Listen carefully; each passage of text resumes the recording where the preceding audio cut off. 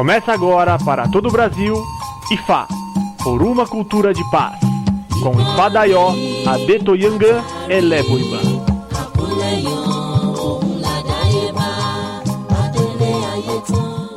Rádio IFA Brasil, conectando você aos ancestrais. Hoje IFA por uma cultura de paz, a entrevista com Ogan Gilberto de Exu, que mora lá em Guarulhos, São Paulo. Ogan Gilberto é um mega religioso, já está desde pequeno, né? Desde criança, dentro da cultura já. Tem o templo Ileiami Oxum Muiá. Como é que fala, Ogan? Ileiami Oxum... Veja bem, eu fui o sacerdote dessa casa, né? Não sou mais. Ileiami Oxum Muiá. Hoje nós estamos com Ile Axé Dicu Dicu. Ok. Faz parte até hoje atualmente do Orixá Congress e dá palestras, já dá palestras, tem um centro de estudos, pelo que eu vejo aqui no seu currículo. Tem um trabalho muito grande sobre a cultura iorubá, tem um livro, deve ter livro, tem livro do Gilberto? Livros, artigos, Sim. Editados aqui no Brasil e fora do Brasil. E tem também um que eu vi aqui, aquele seu CD, né? Isso. O Padê. Nós temos aqui em casa também, muito bom o CD. Um trabalho muito grande também. Foi o primeiro documento desse tipo editado no Brasil, né? Sim. Mas eu tomei um prejuízo por causa de pirataria, então não gravei mais nada. Mas existe ainda o CD em algum lugar que tá vendendo e tudo mais? Tá vendendo em tudo quanto é canto, pirata. Eita. Esse foi o problema maior. Nós gravamos o CD e na época nós tínhamos um custo, se eu não me engano, era de R$20 por CD. Né? E aí, quando o CD chegou, que a gente foi pensar em vender o CD, já estava em tudo quanto é loja vendendo por R$5. Nossa. Imediato. Aí eu digo, porra, meu, e aí como é que eu vou fazer agora? Então ficamos com aquele CD e fomos vendendo para pessoas interessadas, porque aí tinham a única vantagem que nós tínhamos é que o CD pirata não vem com o folder. Sim. Entendeu? E porque quando eu montei o CD, eu fiz todas as cantigas, escrevi todas elas no Iorubá correto e fiz as traduções. Sim, a gente tem tudo lá, é muito bom o trabalho. Exato, eu dei um para tua mãe. Sim. E aí... Na verdade, eu não sei se meus pais falaram, mas a gente tinha comprado já. A gente tinha já o original. Tá, então... E aí o pirata que você compra por R$5 aí nas lojas, né? Você só tem o CD, que foi pirateado e não tem mais nada, né? Então, quer dizer, isso me deu um prejuízo muito grande, então eu parei. Eu estava com um CD pronto já de Ori. Ah, tá. E tinha um outro que está até hoje já prontinho, pra você ter uma ideia, sobre Sassãe. Entendi. Mas eu disse não, para ter prejuízo não. Vou deixar para lá e não gravei mais nada.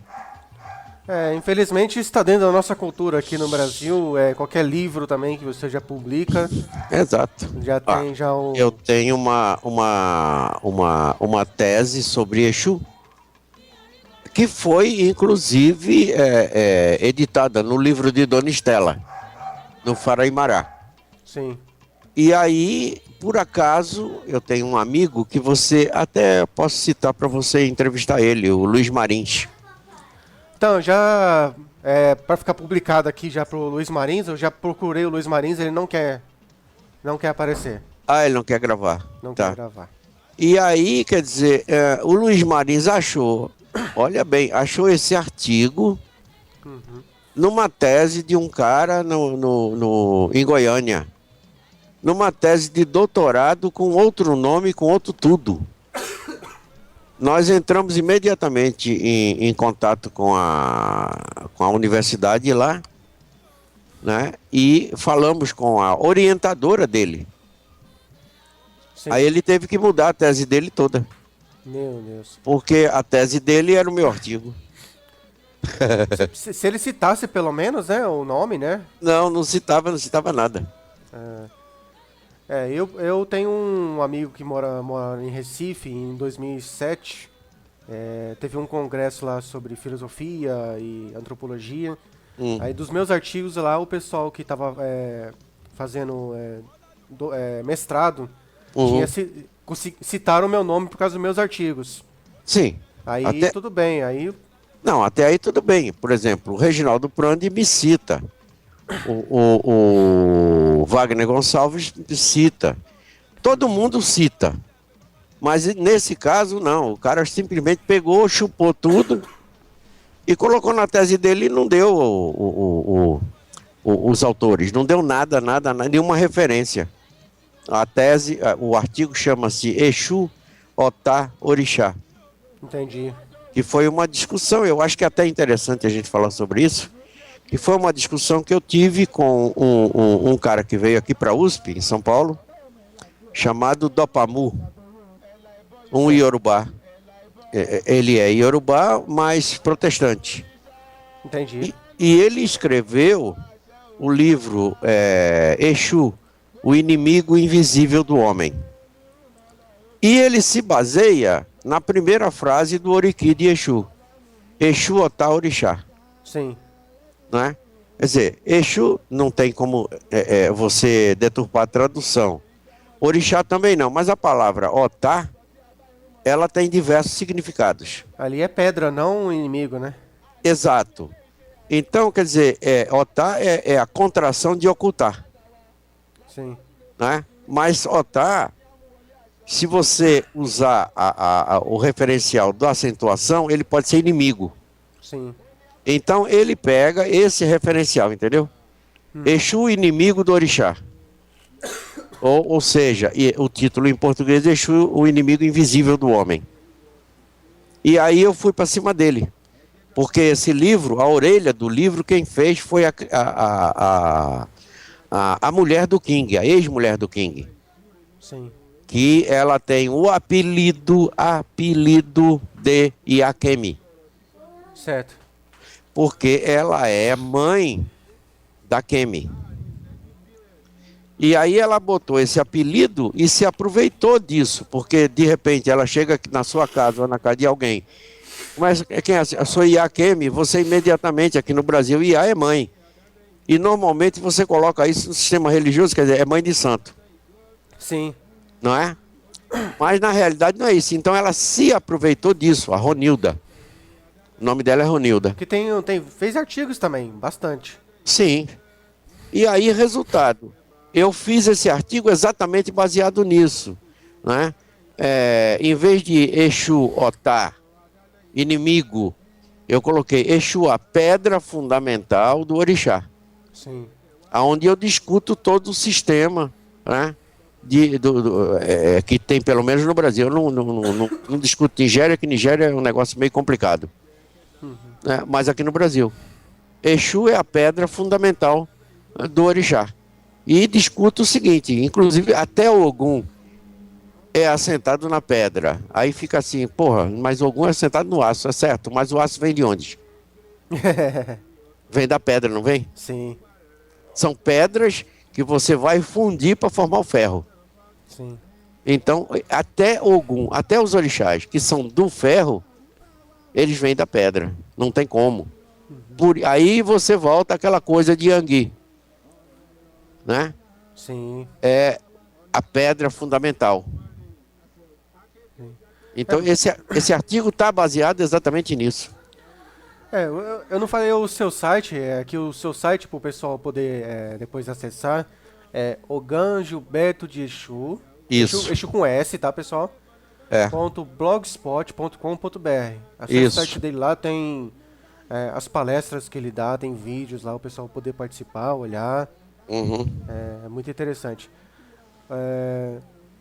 Ogã Gilberto de Exu, quantas vezes já foi para Nigéria? O que você já viu lá, o que você poderia falar que é interessante, para o pessoal poder se familiarizar mais também? Bom, eu fui 8 vezes à Nigéria. né? E eu sou viciado em Ilé-Ifé, tá? Ileifé, tá bom. Eu chego na Nigéria, bom, eu chegava. Agora, ultimamente, faz alguns anos que eu não vou. Eu acho que já não tenho mais essa possibilidade. Mas tinha um religioso que era da Polícia Federal lá, né, da chamada Padá, chamado Chief Isaac. Então eu me comunicava com ele, ele imediatamente, quando eu chegava, eles lá entram no avião para pegar a gente, né? Certo. Ele já me pegava lá dentro do avião, desembaraçava a minha bagagem, já colocava dentro de um carro, eu ficava ali num hotel em Lagos chamado Golden Horse. Certo. E dormia, né? Porque a gente chega lá de manhã cedo, praticamente bêbado, né? Do jet lag. E aí dormia um pouco lá no hotel, no Golden Horse, e aí ia direto para Ifé. E eu ficava hospedado ali no hotel Mayfair, como eles chamam lá, Mayfair. Tá. E lá tinha um sacerdote de Ifá, chamado Ifá Olá Sissi, que tinha uma Kombi. Kombi mesmo, né? Sim. Que é uma coisa meio difícil na Nigéria, porque Kombi lá é muito raro, mas ele tinha uma Kombi, então eu contratava ele, e aí, cara, então eu conheço Ibadan, Oxobô, Adebolu, Ọ̀yọ́, Issoco, putz, é tanta cidade, Ondo, Irê, Issoco eu já falei, enfim, cara, eu andei aquilo tudo que você possa imaginar. É muita terra pra andar, hein?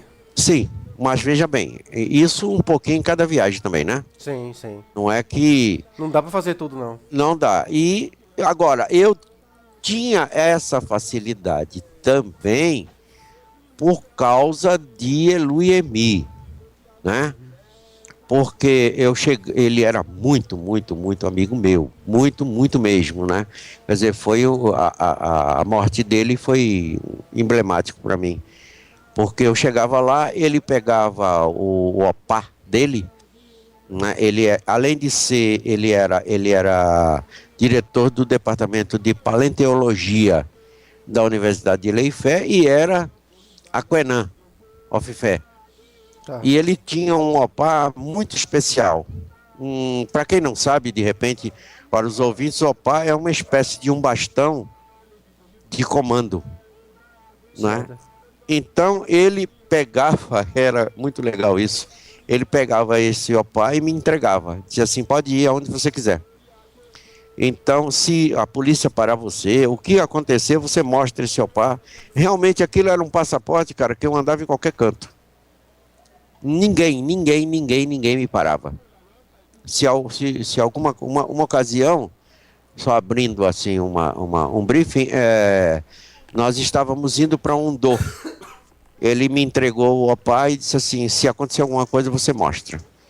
E no caminho, a polícia estava fazendo blitz, vamos dizer assim, né? Que é normal lá. Que é normal. Aí, na hora que eu mostrei o opá, né? Eu coloquei a mão para fora da Kombi, coloquei o opá assim, o cara olhou para mim e disse assim, é matador de cachorro, deixa passar.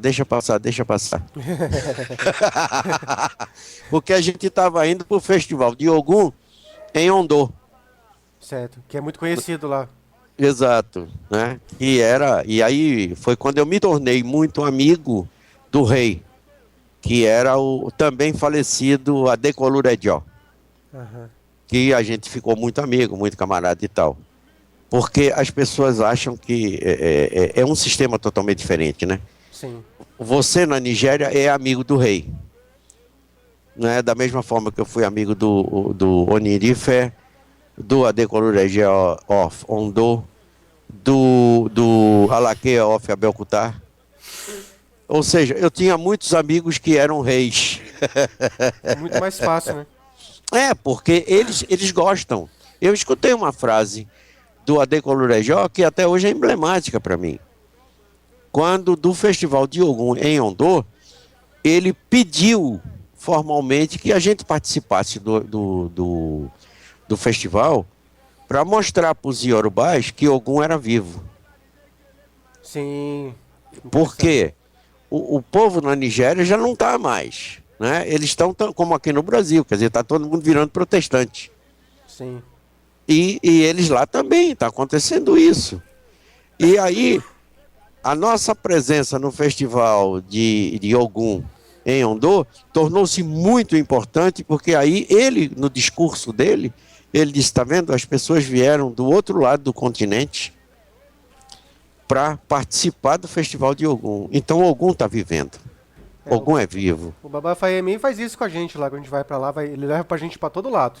Exato, exato. Para mostrar que a fé em Ogum, a fé no orixá, né?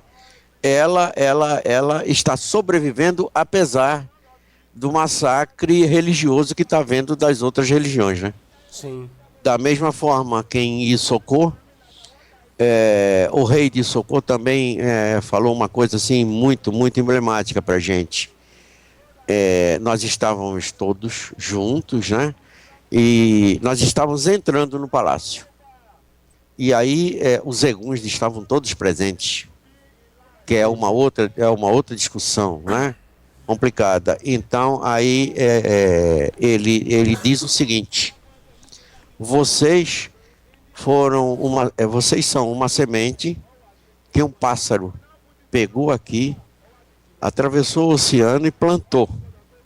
Essa semente floresceu, tornou-se uma árvore. E hoje, os frutos dessa árvore são vocês e que estão voltando, retornando até a gente para rever os ancestrais de você. Então, são duas coisas emblemáticas para mim na Nigéria, né? Em cidades diferentes.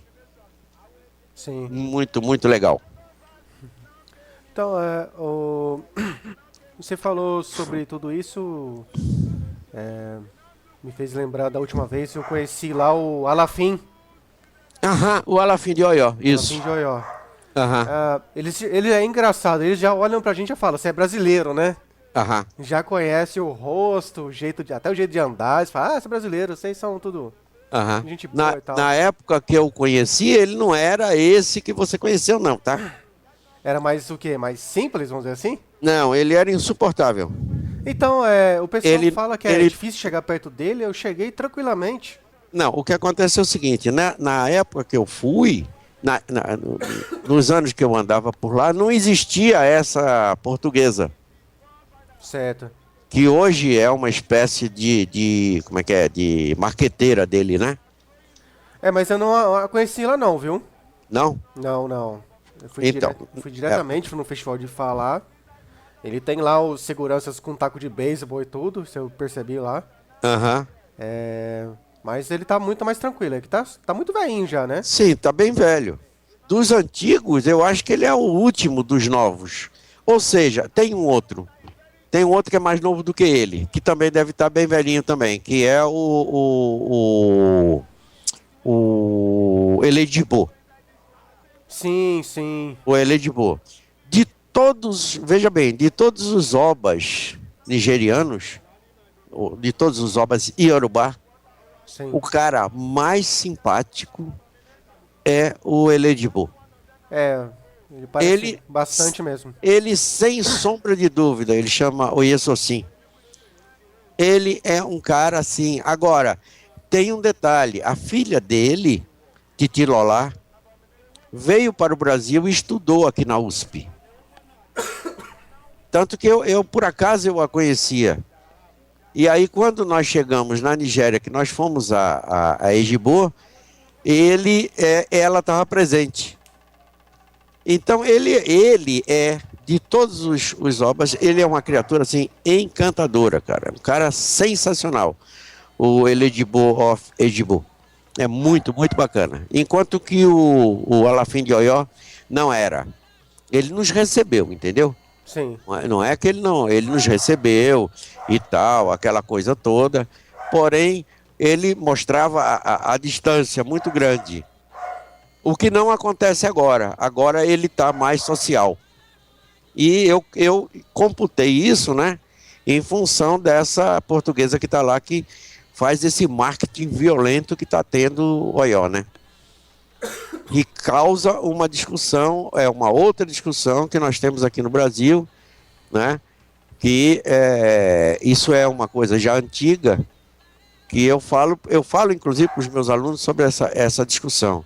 Quando você começa a estudar o sistema Iorubá, você tem que observar 3 coisas importantes. Certo. Você tem a vertente pró e fé, que te fala uma coisa. Sim. A vertente pró Oió, que fala outra coisa. E a vertente pró Binim, que fala outra coisa, né? Sim. Cada um tem um mito de criação. Os orixás se tornam mais ou menos importantes de acordo com essas versões. E as pessoas não se ligam nisso. Você tem que, quando estudar o Teogonia, notadamente Teogonia e Iorubá, você tem que observar qual o panteão que você está estudando. Porque Ifé é uma coisa, Oió é outra e Benin é outra. É diferente.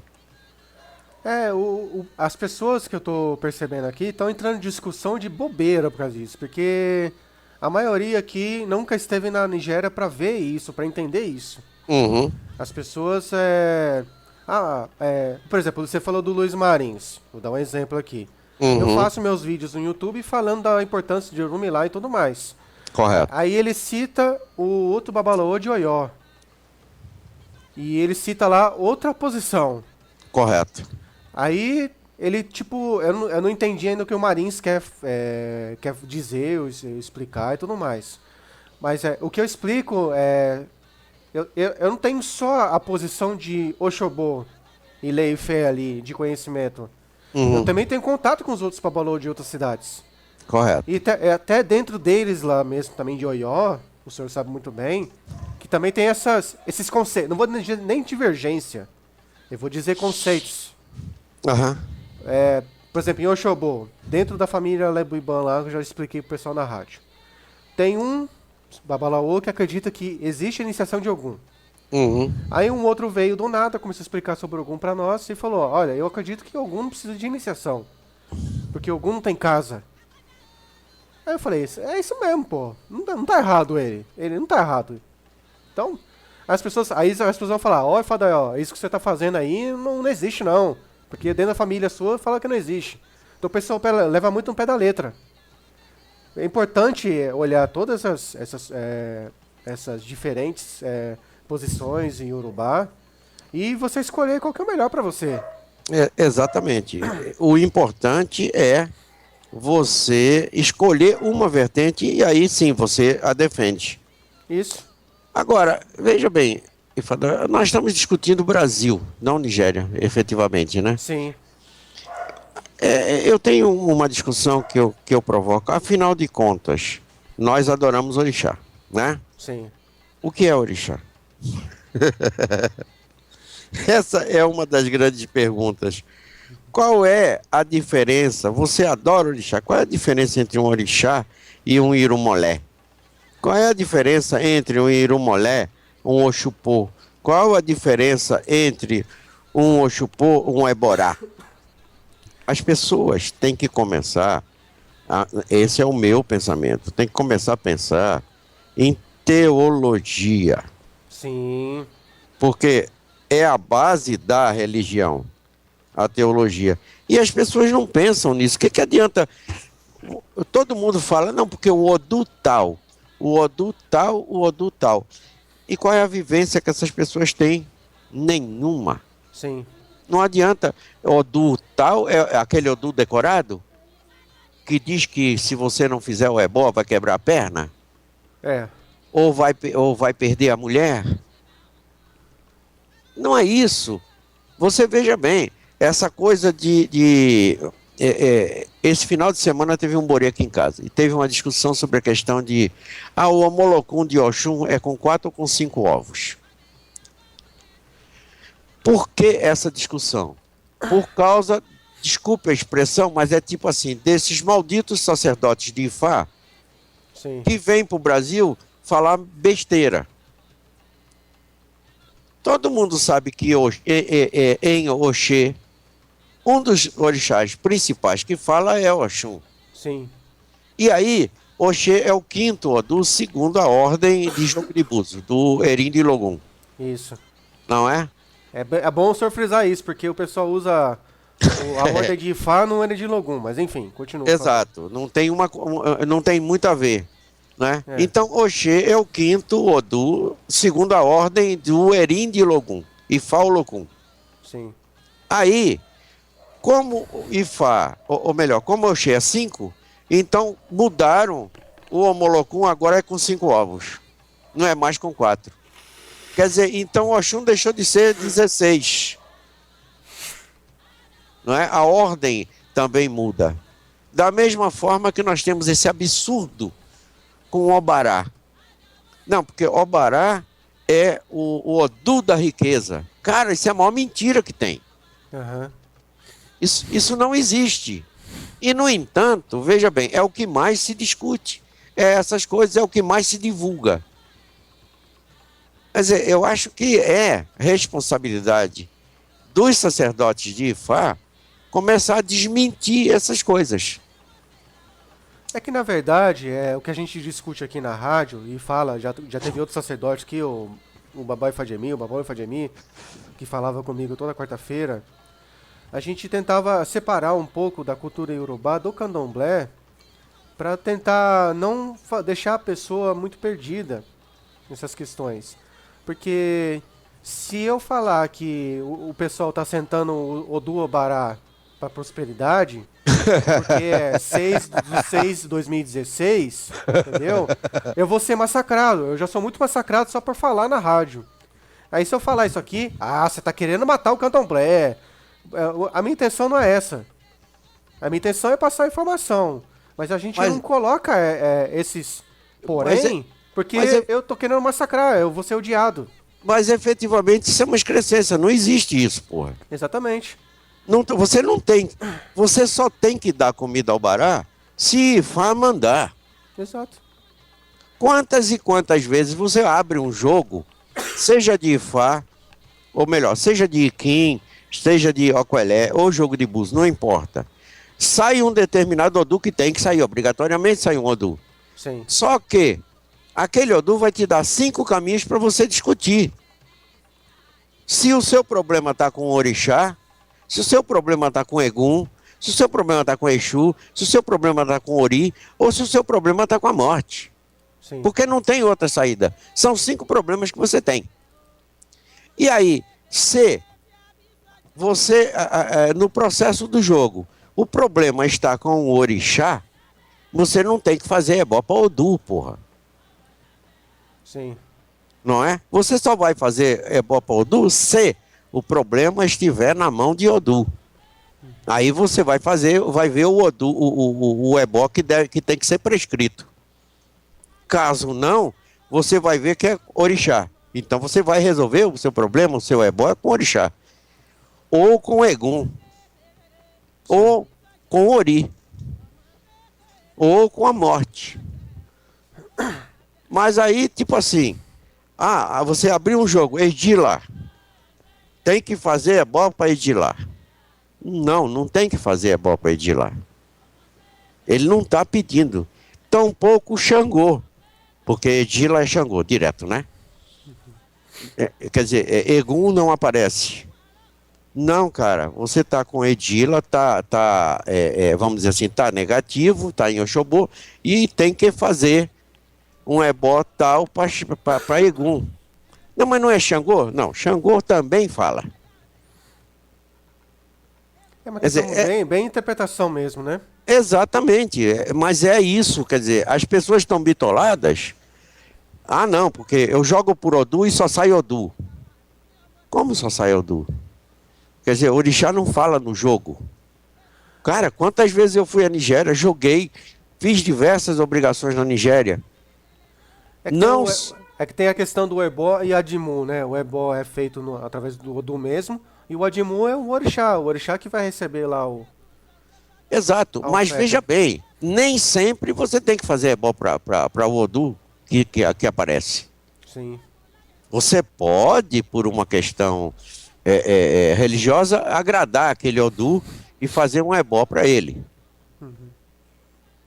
E em fé, eu dei obrigação, eu faço parte de um grupo, desculpe, um grupo de fé, que é o grupo de Ifá Oguni.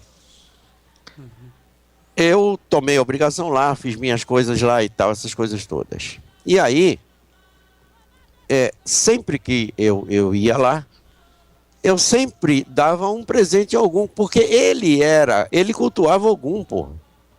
entendi. Não existe sacerdote de Ifá que não cultua um determinado orixá.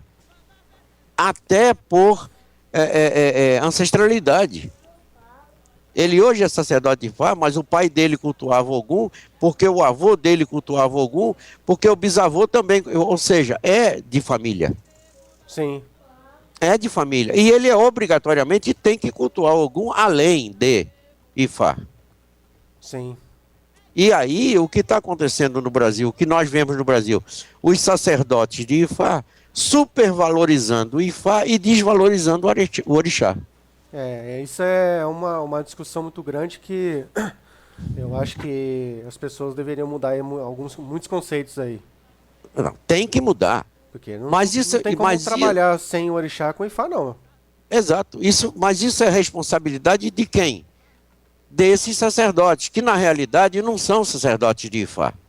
Eles vêm para o Brasil, chegam aqui, descobrem que isso daí dá para ganhar dinheiro, aí todo mundo vira Ifá em 2 minutos. Eu encontrei lá no Rio de Janeiro, em Itaguaí, quando eu fui no festival de Oxum lá. Aí tinha um nigeriano lá, todo mundo pessoal lá, ô babá, que não sei o quê. Ele olhava assim estranho, né? Ah. Aí eu cheguei nele, né? Ele falava português.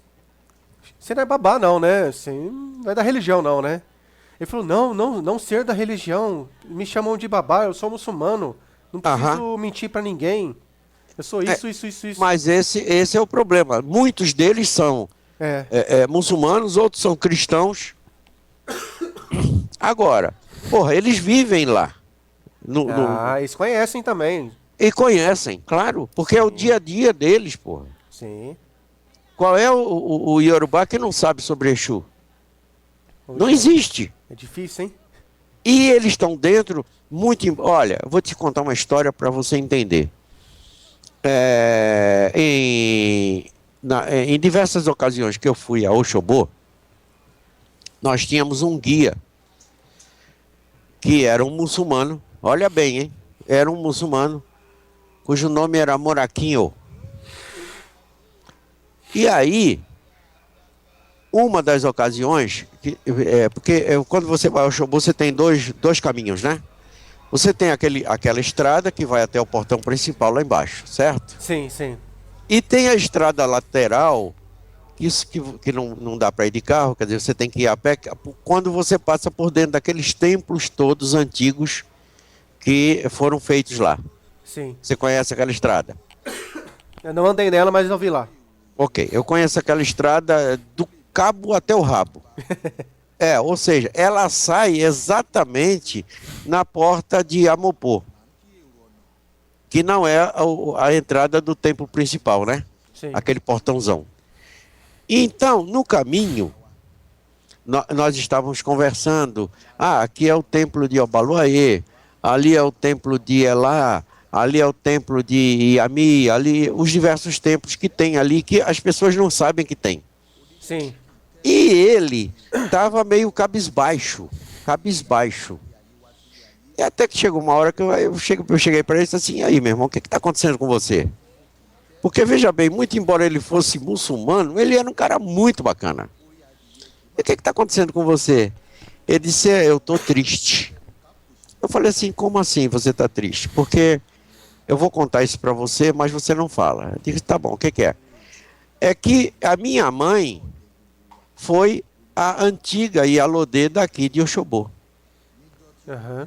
Aí eu falei assim, ela foi a Ialodê daqui, você foi criado aqui? Ele disse, eu conheço tudo isso aqui, eu fui criado aqui, quando algumas coisas aqui ainda não existiam.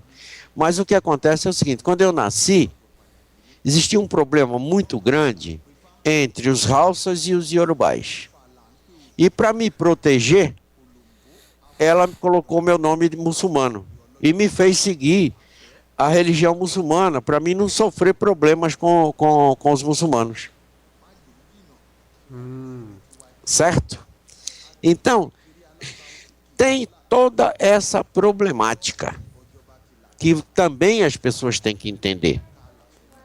Pra você ver lá o nome da pessoa, um exemplo, Felipe Ogundari. Exato. Aí é católico lá. Ele é cristão. Cristão, e você pergunta pra ele, mas seu pai não era do Ogum e tal? Ah, meu pai era e tal. Por que você tá aí indo na igreja? O pessoal tá assim agora, por que você não volta e tenta cultuar Ogum de novo? Voltar às suas raízes? Ah, Então, mas aí tem aquela célebre desculpa. Não, a minha mãe faz isso. A minha avó faz isso. Então, na hora que vai fazer, eu vou lá, participo do sacrifício, depois eu volto para a igreja.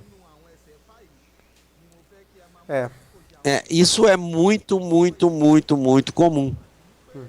Isso é muito comum. Você olhando nessa perspectiva, tem um fundo de verdade mesmo, porque... Exato. E aí eles vêm para o Brasil e acontece exatamente isso. Quer dizer, meu pai de santo tinha uma frase que ele dizia, que a gente gostava muito, que dizia assim, olha, chegou aqui no Brasil, é preto, falou golô, golô, guedê, guedê, todo mundo bota a cabeça no chão. Nossa, é verdade. Falou golô, golô, guedê, guedê, pronto. Todo mundo bota a cabeça no chão e acha que o cara é pai de santo. Não é. O cara é apenas um Iorubá.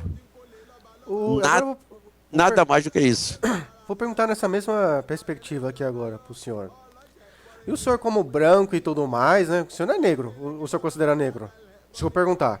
Olha, eu vou te dizer uma coisa, bem claramente para você. Eu milito no movimento negro desde 70. Sim. E aí tem um grupo do movimento negro que diz que eu sou o maior filho da puta que tem porque eu sou usurpador da cultura negra. É certo. E um outro lado que diz que eu sou mais preto do que muito preto. Entendi. Então, você escolhe qual é o lado que você quer. Eu me considero um grande filho da puta. Não, veja bem, porque assim, eu tô perguntando porque eu sou branco, né? Não, tudo bem. Eu faço parte também do pessoal aqui de... Etnicamente falando, eu não sou branco, porque minha mãe é negra. Sim. Entendeu? O meu pai era branco. Então, eu tô no meio da questão. Então, o senhor já respondeu a minha pergunta, que eu ia perguntar se o senhor sofre preconceito por causa disso. Na Nigéria, não. Ao contrário. Ao contrário, meu caro. Eu fui abraçado, levado no colo por todo mundo. Eu não vi em nenhum momento nada, absolutamente nada, que conduzisse à xenofobia, que conduzisse ao racismo, à discriminação. Ao contrário. Eu fui abraçado de todos os lados. E eu posso te dar um exemplo muito legal disso. Sim.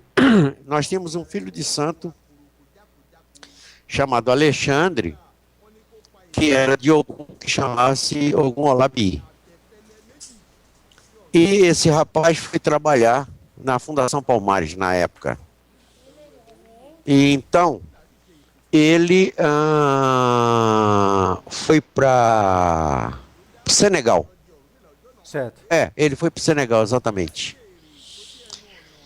E eu falava para ele o seguinte, Alexandre, você chegando, se um dia você for à África e você chegar lá, deixe de ser Alexandre.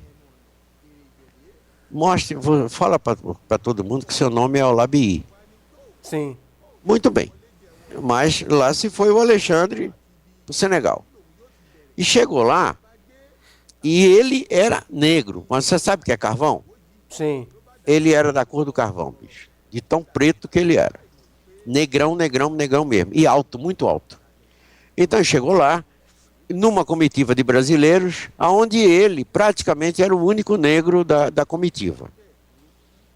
Então, no hotel que eles estavam, quando eles desciam, o próprio pessoal do hotel, quer dizer, ele era de uma delegação oficial brasileira, né? Sim. Então, ele tinha duas coisas. Ele era doutor, todo mundo só chamava ele de doutor, né?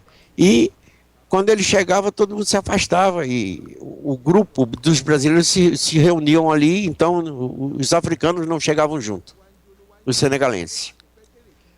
Até que e ele não conseguia ver coisa nenhuma. Ele estava louco para ver o Senegal, para conhecer o Senegal na hora que ele tinha disposição, que ele tinha espaço de tempo, mas ele não conseguia ver nada, porque ele tinha que pagar um cara que era bastante caro, né? E o cara levava ele aonde ele não queria. Até que diz que ele, em alguns dias lá, ele estava sozinho no bar, tomando uma cerveja no bar do hotel, e um africano chegou junto dele e parou, começou a conversar com ele, e aí perguntou para ele o nome dele. Ele disse assim, eu me chamo Olabi. Ele disse, você é irmão. Você é brasileiro, mas você é irmão. Você tem que ir em tal lugar. Aí ele foi conhecer o Senegal. Nossa. Enquanto ele chamava-se Alexandre, ele era branco e brasileiro. Sim. Quando ele disse, eu me chamo Olabi, ele tornou-se negro, irmão, e foi conhecer os outros irmãos. Você entendeu? Isso parece brincadeira, mas é muito, muito, muito importante, muito emblemático. Eu fui tratado assim no aeroporto de Lagos, quando eu falei que eu estava vestido com a vestimenta em Yorubá. Aí quando eu falei para um dos que trabalham lá no aeroporto, falei, eu vim de Oxobô. Aí falou, eu sou de Leifé, eu sou seu irmão. Então. Aconteceu alguma coisa com você, você me chama. Aham. Ganhei meu dia. Exato. Agora, se você chegar, como é seu nome civil? Alessandro. Se você chegar, eu sou Alessandro e eu tava visitando o Xobô, o cara ia olhar pra você, que merda, né? Um branco lá naquela porra lá. E pronto. Você era só mais um branco turista. Turista, me dá um dinheirinho aí, né? Exato, mas a sua roupa e o seu nome religioso conduziu você a um outro patamar da história, né? Sim. É isso aí. Fez uma diferença. Para finalizar a nossa entrevista aqui, se o senhor puder falar, o senhor falou sobre Irumolé, o orixá. O senhor poderia resumir pro ouvinte, que o ouvinte ia perguntar isso ao vivo, né? E se o senhor puder dar um exemplo assim, uma diferenciação rapidamente para explicar para eles. Olha só, o seu nome é Adetoyegan, né? Isso. Adetoyegan, eu vou te dizer uma coisa. Isso é um assunto, teologia é um assunto complexo. Sim. Então eu proponho a você o seguinte: na próxima quarta-feira vai ser o programa? Vai sair hoje o programa gravado. Ok, então você deixa isso no ar e nós vamos fazer um programa só falando de teologia. Topa? Tudo bem. E aí a gente vai discutir o que é orixá, o que é Irumolé, o que é Eborá, Sim. o que é Oxupô, o que é essa coisa toda do como é que é? Do Irumolé e Guamolé. Sim. Legal? O Dicotum, o Dicoci, aquelas coisas tudo. Exatamente. É Legal? A gente já falou mais ou menos, não foi profundamente, que falamos da morte, da doença e tudo. Uhum. E o pessoal ficou meio assustado. Mas são orixá e tudo mais. Foi, você pode ver que tem os Irumolé da direita e da esquerda. Exato. É os Irumolé e os Iguamolé. Isso. E os Ajogum. Isso. Que são seres que não são discutidos. Não são. E como é que fica esses seres perante a criação? Né? Eu acho que isso é uma discussão muito boa e não dá para você falar assim, rápidas pinceladas. Não dá. Então tá bom, então. Tá bom, então? Então, Gilberto, muito obrigado pela participação. O senhor quer deixar algum mais contato, além do seu site, é o gilbertoyeshu.blogspot.com.br. É isso aí. O senhor vai fazer algum evento aqui na frente, mais pra frente, que já está agendado? Não. Evento dessa magnitude, não. Estamos tentando, vamos ver se lá para frente a gente consegue fazer uma conferência aí. E aí sim, nós vamos, através de você, vamos divulgar isso aí. Não, a gente divulga sim, o pessoal Entrou Legal. bastante na rádio e veio muito aqui. Então, muito Então, obrigado. Muito obrigado pela por você. paciência sua, né? Não, que nada. Foi Até um que enfim prazer. conseguimos fazer essa entrevista aqui. Exato. Muito obrigado e que semana que vem a gente agendar certinho para poder Exato. falar. Vamos fazer isso, deixar agendado na quarta-feira que vem esse mesmo horário. Tá bom, então. Tá legal? Então, muito obrigado. Os ouvintes, muito obrigado. Obrigado você também. www.radiofabrasil.com.br, facebook.com/radiofabrasil. Vocês poderem participar. E se tiver alguma dúvida lá, deixa pra gente lá, ou manda um e-mail pra gente, que nós vamos poder responder, passar pro Gilberto qualquer informação. Então, muito obrigado a todos. Essa é a Rádio Fabrasil, conectando você aos ancestrais. Só dá boa.